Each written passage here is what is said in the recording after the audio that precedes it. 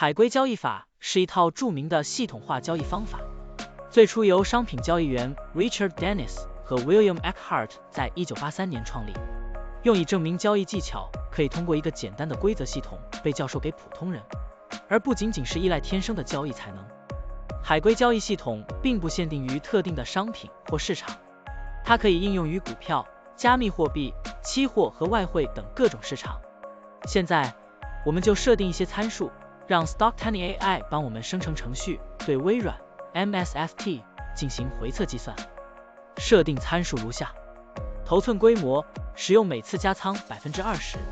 入市信号，当市场价格高于过去20日的最高价时，视为买入信号；反之，低于20天最低价时为卖出信号。加仓策略，每当价格移动到1/2的20日均幅指标 ATR 时加仓一次。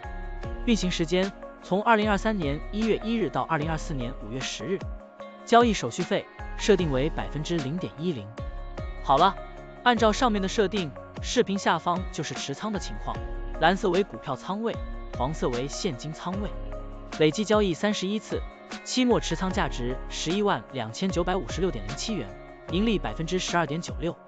相比持仓不动，多盈利负 60.16%。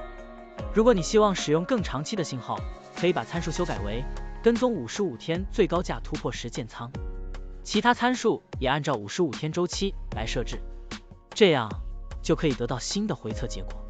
累计交易14次，期末持仓价值116785.28元，盈利 16.79%。相比持仓不动，多盈利负 56.33%。股票的波动特性不一样，盈利效果就不同，参数设定不同，盈利效果也会不同。怎样找到最优的组合呢？请评论区留言，让 Stocktiny AI 来帮助你。股票调优 AI， 利用 AI 技术赋能您的股票选择与操作。